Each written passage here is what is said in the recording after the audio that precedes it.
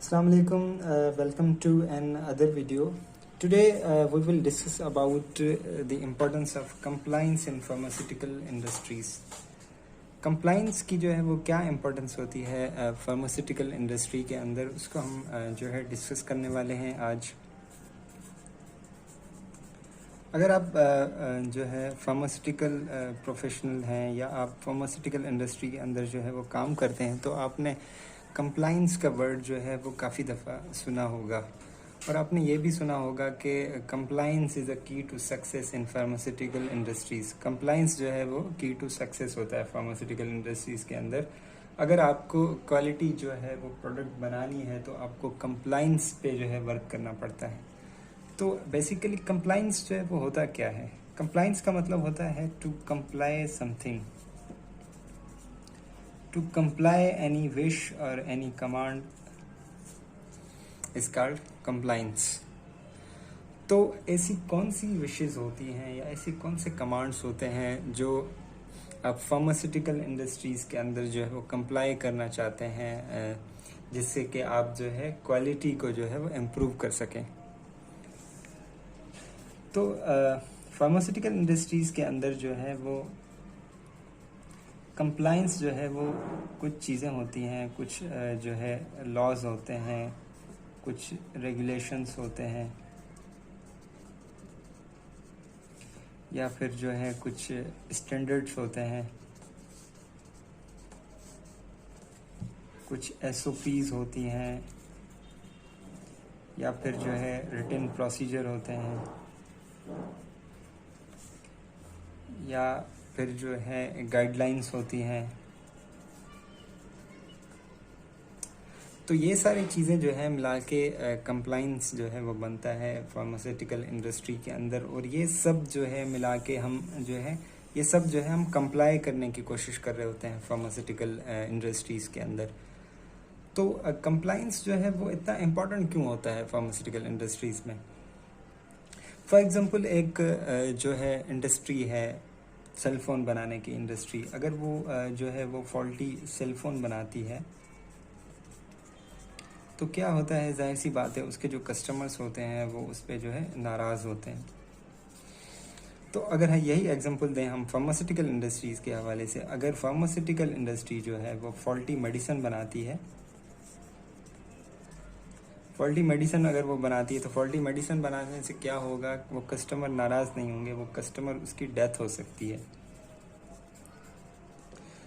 तो इसी हवाले से फार्मास्यूटिकल इंडस्ट्रीज़ के अंदर जो है वो मिस्टेक्स जो है वो अलो नहीं होती. वो फॉल्टी मेडिसिन अगर आप बना रहे हैं तो इसका मतलब कि आप जो है इंसान की ज़िंदगियों के साथ जो है वो खेल रहे हैं.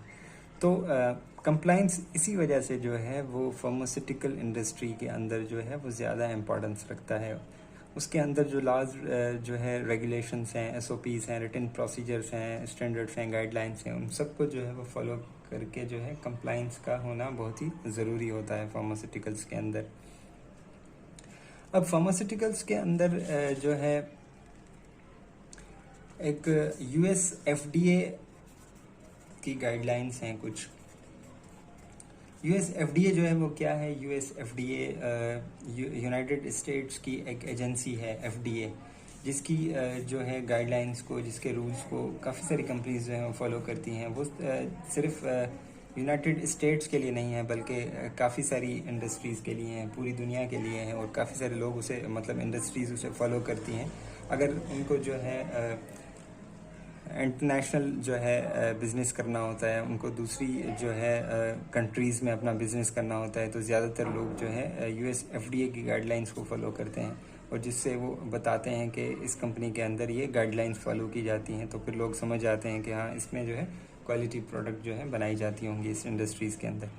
तो US FDA की अगर हम CGMP को देखें, करंट गुड मैन्युफैक्चरिंग प्रैक्टिस को देखें, तो उसके हवाले से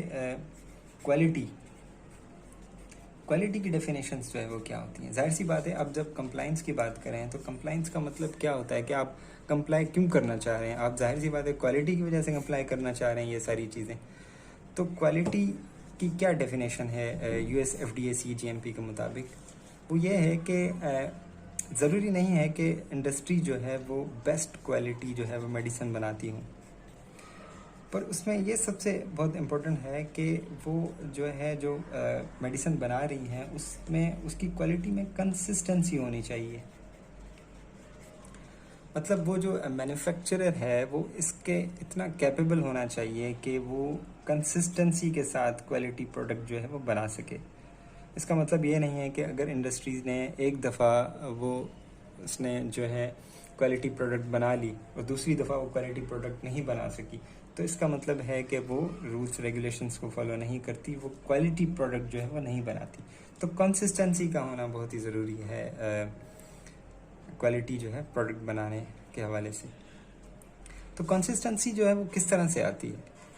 कंसिस्टेंसी फार्मास्यूटिकल इंडस्ट्रीज़ में प्रोडक्ट रिव्यू से आती है। प्रोडक्ट रिव्यू क्या होता है?